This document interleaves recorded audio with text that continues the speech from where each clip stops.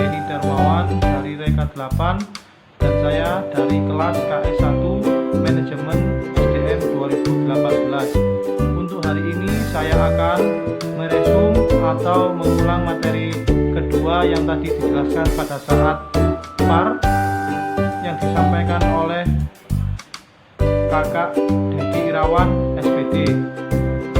Pada kesempatan hari ini saya akan meresum atau menjelaskan tentang kepandekaan. Kepandekaan berasal dari kata pandega yang mempunyai arti pelopor, yang melopori pada saat kemerdekaan negara Indonesia. Sebagai pelopor, kita mestinya harus selalu memberikan contoh yang baik kepada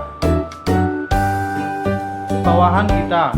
Bawahan kita juga harus memahami arti pelopor tersebut. Pelopor juga harus mempunyai etika dan wibawa ketika menyampaikan sesuatu hal yang telah dimiliki sehingga akan dihargai oleh bawahannya atau adik-adik tingkat yang ada di bawahnya.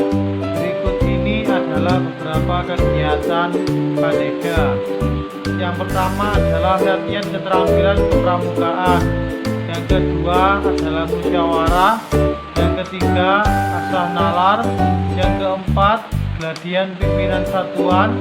Yang kelima traimuna. Yang keenam perkemahan winakarya. Yang ketujuh perkemahan bakti. Dan yang kedelapan adalah jambore on the internet. Satuan Pramuka Pandega. Pramuka Pandega dihimpun di gugus depan dalam satuan yang disebut Racana.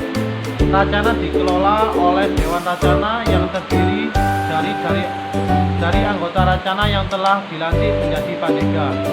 Racana ini dipimpin oleh seorang ketua, seorang sekretaris, seorang bendahara, dan seorang pemangku adat. Jika Racana memerlukan Racana dapat membentuk satuan kecil yaitu Reka. Racana dapat dinamai sebagai aspirasi anggota dengan nama yang mencerminkan karakter Racana. Di tingkat kuartir, Pramuka Pandega dapat bergabung dalam wadah pembinaan satuan atau dewan kerja. Peran pembina. Pembina Pramuka Pandega dalam upaya penyelesaian SKU. Pandega berperan sebagai pelatih, monitoring, dan sebagai penguji di penyelesaian SKU. Panitia Pramuka Pandega mempunyai fungsi yang pertama yaitu konsultan kemitraan bakti, yang kedua masyarakat pendekatan sistem AMONG, yang ketiga adalah presentasi aplikasi etika atau sistem AMONG. Yang selanjutnya adalah pengembangan Pandega. Ada 5 pengembangan Pandega. Yang pertama adalah area pembangunan spiritual. Pembangunan spiritual yang berkaitan dengan pengetahuan yang mendalam dan memahami keyakinan spiritual atau keagamaan dan kepercayaan yang dipegang oleh individu. Yang kedua adalah area pengembangan, yaitu pengembangan yang berkaitan dengan pimpinan. Yang ketiga adalah area pengembangan sosial, yaitu pengembangan pribadi yang berkaitan dengan kepercayaan. Yang keempat adalah area pengembangan intelektual, yang berarti pembangunan yang berkaitan dengan kemampuan berpikir, berinovasi, dan menggunakan informasi dalam sesuatu yang berbeda. Yang kelima adalah area pengembangan fisik. Pengembangan ini yang berkaitan dengan tubuh manusia atau fisik yang dimiliki oleh seorang manusia dalam menghadapi atau berjuang di suatu pandega. Yang selanjutnya adalah cara penyelesaian SKU. Cara penyelesaian SKU dilakukan dengan ujian SKU. Ujian SKU adalah menilai kecakapan Pandega untuk memperoleh tanda kecakapan Pandega. Selanjutnya, ujian SKU adalah salah satu usaha untuk meyakini atau belajar atau hasil belajar yang diperoleh di masa belajarnya. Hasil yang diperoleh adalah 1. hasil proses yang telah diselenggarakan. Yang kedua adalah usaha yang dilakukan Pandega. Dan yang ketiga adalah kemampuan pembina dalam melakukan tugasnya.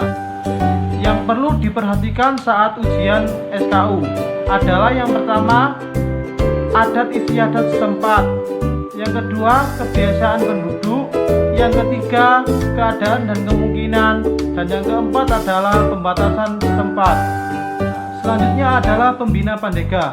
Pembina Pandega atau orang lain yang mewakili atau mempunyai keahlian dalam bidang tertentu, yang dimana kemampuan anggota sangat penting dalam sebuah pengujian SKU.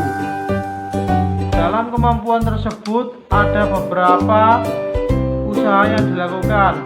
Yang pertama adalah usahanya sendiri dalam penyelesaian SKU. Yang kedua, jasmaninya. Yang ketiga, bakat.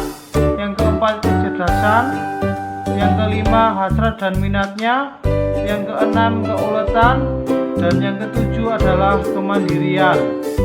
Jadi, poin pengamatan SKU sesuai dengan pengembangan ada 5 tadi, yaitu spiritual, emosional, sosial, intelektual, dan fisik. Semuanya harus menjadi satu atau saling berkaitan, karena dengan kekuatan spiritual, emosional, fisik, intelektual, dan sosial akan menjadikan suatu Pandega menjadi lebih baik ke depannya. Itu tadi penjelasan dari saya, kurang lebihnya saya mohon maaf. Billahi fisabilil haq. Wassalamualaikum warahmatullahi